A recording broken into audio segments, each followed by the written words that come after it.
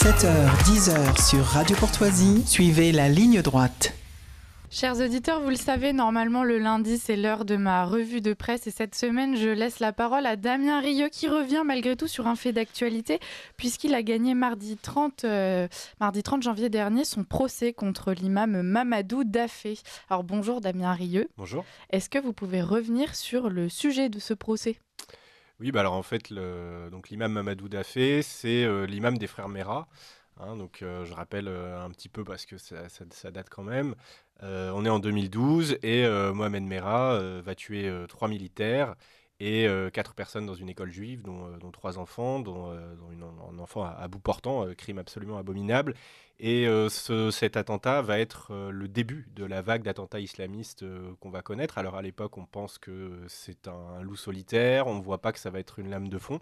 Et puis finalement, voilà, la France va connaître une vague qui ne s'est pas arrêtée jusqu'à encore samedi, gare de Lyon. Donc voilà, c'est un attentat qui a beaucoup marqué et qui est fondateur de cette vague de djihadisme. Et en fait, il se trouve que l'imam des frères Merah, donc celui dont on peut interroger la responsabilité dans la dérive de cette famille, eh bien, je l'ai dénoncé sur mes réseaux sociaux, ce que je fais d'habitude, j'enquête et j'ai dénoncé le fait, il est, pour anecdote, il est chercheur au CNRS. Donc c'est assez original. Il est payé, en biochimie. Voilà, il est payé avec nos impôts. Et puis, c'est pas du tout un modéré. Donc voilà, j'en ai fait part sur les réseaux sociaux. On a parlé, dans cette affaire Merah, on a beaucoup parlé d'Olivier Corel, l'émir blanc. Mais je pense qu'il faut s'interroger sur le deuxième responsable idéologique éventuel. Je fais très attention à ce que je dis parce que je gagne mes procès, mais ça nécessite de peser les mots. Et donc voilà, ça ne lui a pas plu, donc il m'a attaqué pour me faire taire, quoi. Alors, le fait de vous attaquer justement après... Donc, c'est un tweet, je crois, qui a déclenché son attaque. Alors, je vais le citer. Le prédicateur islamique Mamadou Daffé, l'imam des frères Merah, proche du djihadiste Abdelkader Chadli et chercheur biochimiste au CNRS. Alors, il vous attaque, pourtant, vous citez juste des faits. Est-ce que ça démontre pas un certain sentiment de toute puissance de la part de ces imams ? En fait, ce qu'ils veulent faire, c'est le comparatif que je donne, c'est un peu les coupeurs de langue et les coupeurs de tête. Alors les coupeurs de langue, ils vous attaquent au tribunal et ils essayent de vous asphyxier financièrement. Par exemple, dans l'affaire Charlie Hebdo, il faut savoir que le CFCM, donc l'institution islamique française qui est pourtant reconnue, officielle, avait attaqué Charlie Hebdo au tribunal suite aux caricatures. Ils avaient perdu. Et bien, quand les coupeurs de langue perdent au tribunal, quelques années après, les frères Kouachi sont venus couper les têtes. Et en fait, ils marchent les uns avec les autres. Ils essayent soit la méthode pacifique, soit la méthode violente. Et ici, en l'occurrence, face à moi, ils n'arrivent pas à me faire condamner puisque c'est ma 10e victoire judiciaire ou 11e. Du coup, ils essayent de m'asphyxier financièrement avec plusieurs procès. Et à chaque fois, un procès, même en défense, c'est plusieurs milliers d'euros pour se défendre.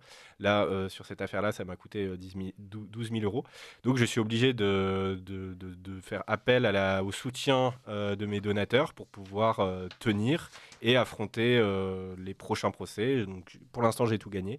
Et j'en ai d'autres qui arrivent dans les années qui viennent. Donc voilà, c'est une volonté d'asphyxie, d'intimidation financière et voilà, peut-être aussi morale. Voilà. Alors justement, vous parlez de djihad judiciaire, ce sont des mots forts, mais ça se rapporte à ce que vous venez de nous expliquer. Ouais, c'est ça, c'est une manière d'attaquer tous les adversaires qui considèrent eux comme des islamophobes, mais dès que vous critiquez l'islamisation, dès que vous vous interrogez sur le pacifisme de cette religion, sur son apport au vivre ensemble et à l'amour des uns et des autres, dès que vous avez une éventuelle... un questionnement, c'est déjà de l'islamophobie. Et quelque part, pour eux, ne pas être musulman, c'est le début de l'islamophobie, en fait, parce que vous ne reconnaissez pas leurs dogmes, leurs lois, leur civilisation comme légitime. Et donc, quelque part, c'est déjà, voilà, pour eux, c'est déjà une menace et ils vous attaquent, ils essaient de vous faire taire, quoi. Alors, il y a une forme d'intimidation financière, on l'a dit, parce que ces procès vous coûtent très cher.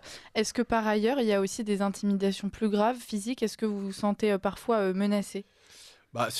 Effectivement, moi je reçois beaucoup de menaces. Donc après, j'ai signalé au ministère de l'Intérieur la situation. Pour l'instant,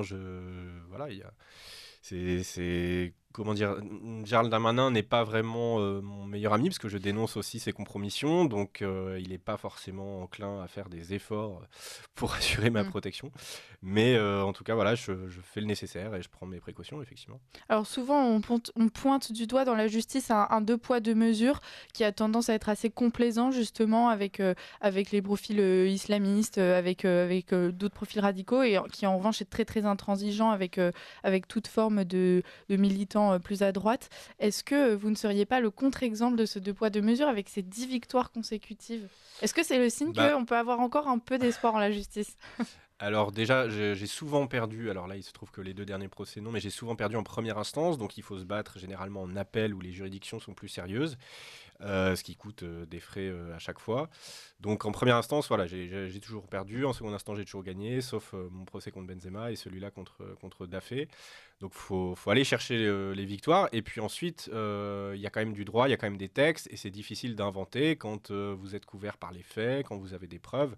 C'est difficile pour la justice, même quand elle me déteste, de condamner quand il n'y a vraiment rien, quoi. Donc ils ont essayé à chaque fois, et c'est vrai, j'ai un bon avocat aussi, je fais attention à peser mes mots. Voilà, de là à dire est-ce que la justice est complaisante avec moi, je ne le pense pas, parce que c'est quand même des procédures ouvertes à chaque fois, qui sont largement abusives, qui devraient être classées en fait. Donc elles participent aussi à ce harcèlement judiciaire. Est-ce que vous avez d'autres procès en vue qui devaient arriver là, ou c'était Oui, bien sûr. Alors en 2025 est prévu un procès face à Valérie Pécresse, parce que j'avais dénoncé pendant la campagne présidentielle sa proximité avec Mohamed Eniche, qui est le monsieur islamisme du 93.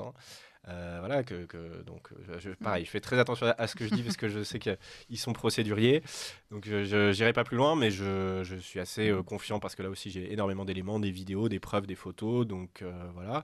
Et puis oui, j'ai Lilia Bouziane aussi, qui est une islamiste que j'ai qualifiée d'islamiste, qui n'est pas contente, et donc qui me poursuit. J'ai un autre qui est une autre personnalité, Nabila El Nasri, qui est en prison actuellement pour corruption à cause du Qatar. Il aurait servi d'agent de corruption pour le Qatar. Et là, voilà, j'ai fait un montage avec un blason des frères musulmans, et il me le reproche. Bon, il est en prison, donc je ne sais pas si cette procédure sera abandonnée ou pas. Voilà, il y en a encore d'autres. Je crois que je les ai pas tous en tête. Un autre imam qui est pas content, voilà. Mais je vous tiendrai au courant. On l'a dit, chers auditeurs, tous ces procès coûtent cher. Damien Rieu, est-ce qu'il y a un moyen pour eux de vous aider financièrement, ou même autrement, peut-être en relayant des informations ? Oui, alors effectivement, si vous voulez m'aider, n'hésitez pas à relayer les combats à chaque fois que j'ai des procès, etc. Et vous pouvez aller voir sur mon site internet damienrieu.fr, où j'explique toutes mes affaires. Il y a les différentes cagnottes pour les différentes affaires en cours. Super, écoutez, merci beaucoup, merci de vous battre, chers auditeurs. Un exemple de courage, et puis surtout de persévérance, comme on l'a dit. On perd parfois une première fois pour ensuite arriver à vaincre. Donc toujours s'accrocher, continuer le combat. Merci beaucoup, Damien Rieu, et puis bon courage pour la suite. Merci.